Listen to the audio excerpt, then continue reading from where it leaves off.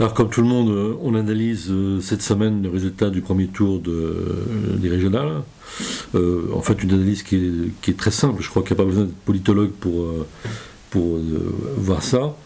Il y a essentiellement une défaite vertigineuse, brutale, sèche du pouvoir, du gouvernement, et en premier lieu, bien entendu, de Nicolas Sarkozy.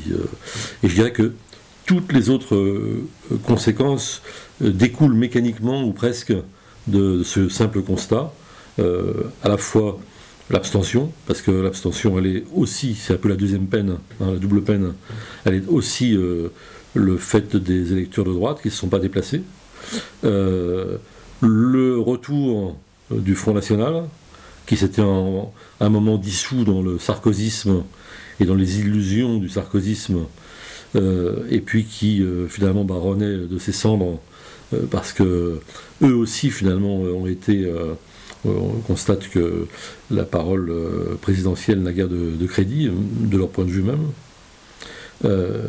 et puis je dirais presque même de certaine façon ce qu'on constate à gauche, parce que finalement et contrairement à ce qui s'est passé aux européennes, il n'y a pas de vaste communicant, c'est-à-dire qu'il n'y a pas eu de... les Verts ne se sont pas développés aux dépens du PS, etc. Finalement, il n'y a presque que des vainqueurs, hormis le NPA, hein, mais les autres, à peu de choses près, disons, font des scores ou honorables ou même excellents. Et tout ça se fait uniquement aux dépens de la droite. Hein. Alors pourquoi ? La raison, à mon avis, elle est très simple, elle tient en un mot. C'est le mot mensonge. C'est-à-dire que Sarkozy a tellement décrédibilisé la parole politique à force de double langage, à force d'annonces bravaches, à force de se plier aux audiences et de dire blanc au Grenelle ou vert au Grenelle de l'environnement et blanc au Salon de l'agriculture. Il y a une perte de crédit terrible et le sarkozysme repose sur deux pieds, en fait. Il y a les riches, les très riches, ceux de la rente, ceux de la finance, et puis une base beaucoup plus populaire qui a cru un temps, disons, au discours sur travailler plus pour gagner plus, la revalorisation de la valeur travail, etc. etc.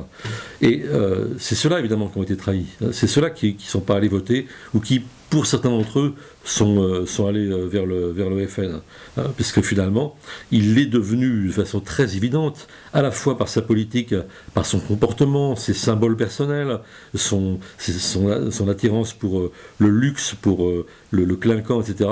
Il est devenu vraiment le fondé de pouvoir des très riches de la finance. Et donc il a perdu, disons, il a rompu l'équilibre de ces deux bases sociales. Alors qu'est-ce qui va se passer ? Alors, on peut imaginer peut-être qu'il peut se passer rien, parce que c'est une élection qui est intermédiaire, c'est pas la présidentielle certes, mais il peut se passer quand même qu'il y a une crise à droite, parce que c'est un système, le système sarkozyste, qui fonctionne sur la confiance au chef. Et cette confiance risque d'être très sérieusement ébranlée. Et puis par ailleurs, c'est pas une victoire de la gauche, parce qu'il n'y a pas d'adhésion, disons, à un projet de la gauche qu'on ne connaît pas d'ailleurs, et il faudrait qu'il y ait enfin du neuf de ce côté-là, pour que la victoire soit durable et qu'elle ait même de l'avenir.